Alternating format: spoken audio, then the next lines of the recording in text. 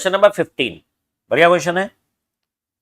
Suppose an attractive nuclear force acts between two protons which may be written as F equal to Ce⁻⁻KR। ये है, ठीक है, किन्होंने दे रखा है न्यूक्लियर फोर्स की कोई इक्वेशन बनाई है और ये कह दिया है F इक्वल टू कितना है Ce⁻⁻KR अपान R²। ठीक है, ये न्यूक्लियर फोर्स मतलब न्यूक्लियस के अंदर दो, चाहे न्यूट्रॉन न्यूट्रॉन हो चाहे न्यूट्रॉन प्रोटॉन हो, उनके बीच ये वाला फोर्स इन्होंने ये ऐसे बताया कि ये कुछ इस टाइप का हो सकता है। ठीक है, तो ठीक है, अब कह क्या रहे हैं, क्या निकाल रहे हैं, कह रहे हैं कि write down the dimensional formula बताओ और SI यूनिट बताओ किसकी, C और K की।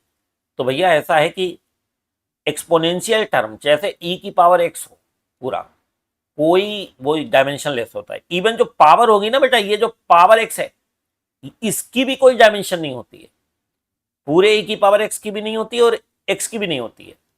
तो अच्छा एक बात बताओ, हमें चाहिए C, तो C इक्वल टू क्या होगा F इंटू R², इसकी मल्टीप्लाई कर दो, इसकी FR² अपन e⁻⁻KR नीचे भेज दो। अरे इसकी तो कोई, ये तो है डायमेंशन लेस, इसकी तो कोई डायमेंशन भैया है नहीं। फोर्स F क्या हो जाएगा न्यूटन, R² क्या होगा मीटर स्क्वायर, डिस्टेंस का स्क्वायर। तो ये तो आप SI यूनिट आ गई। न्यूटन क्या होता है mL/2 और मीटर स्क्वायर यानी L², तो mL³ T/2 ये डायमेंशन भी आ गई। अच्छा जो पावर है ना बेटा, मैंने बताया ना e⁻x जो x है, जो पावर भी डायमेंशन लेस होनी चाहिए, यानी KR क्या होगा डायमेंशन लेस है। अच्छा एक बात बताओ, जब डायमेंशन लेस होगा KR, डायमेंशन लेस का मतलब जीरो नहीं होता है, उसको हम 1 कह देते हैं। तो K क्या होगा 1/R और R होता है मीटर में, तो 1/मीटर, मीटर को ऊपर लगे मीटर इनवर्स, ये तो हो गई SI यूनिट। अच्छा मीटर इनवर्स का मतलब क्या है, डायमेंशन क्या होगी L इनवर्स हो जाएगी डायमेंशन ऑफ K। ठीक, सत्य वचन महावचन हो गया। ठीक है भैया, तो अकॉर्डिंग टू द प्रॉब्लम क्या है कि ये कह रहे हैं भाई कि C की किसी पर्टिकुलर, अब देखो जरा कह क्या रहे हैं ये देखो तो सही।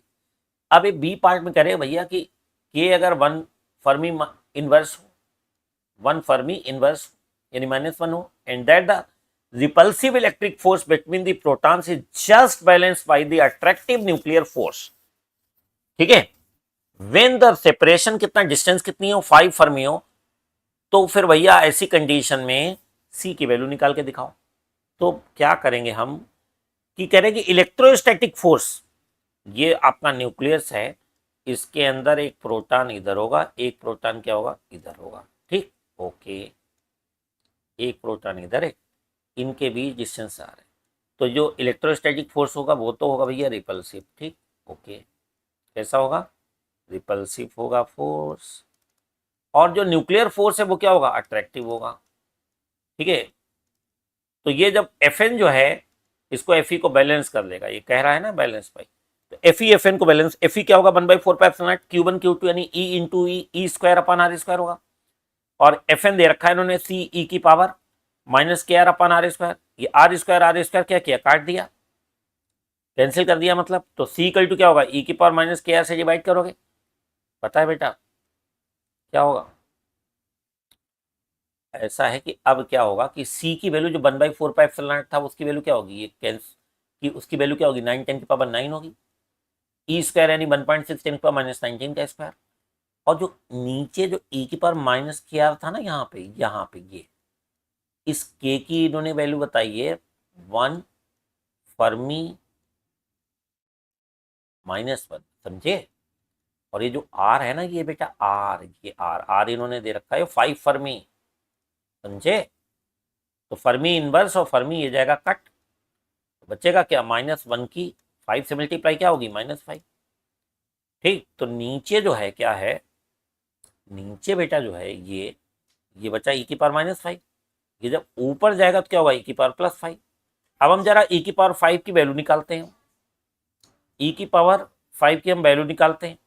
e⁻5 बेटा ऐसा है ना कि ये कैलकुलेटर से ही निकाल पाओगे, ये तो हमें भी नहीं याद रहती कि कितनी वैल्यू है, कैलकुलेटर से निकालोगे, या तो आपको ये दे रखी जाएगी, जब कभी इस टाइप का बाई चांस कोई क्वेश्चन आ भी जाए कभी जेई वगैरह नीट में, तो हो सकता है कि मोस्ट प्रोबेबिलिटी है कि आपको इसकी वैल्यू दे देंगे। तो ये e⁻5 कैलकुलेटर से आप निकालोगे, ये निकलेगा 148.41।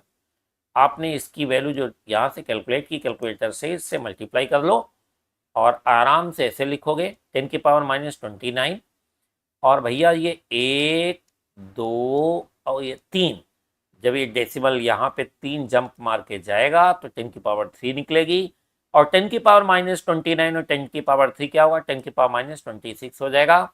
और C की वैल्यू आपने इस तरह निकाल दी 3.42 10⁻26 न्यूटन इंटू मीटर स्क्वायर। बढ़िया क्वेश्चन था।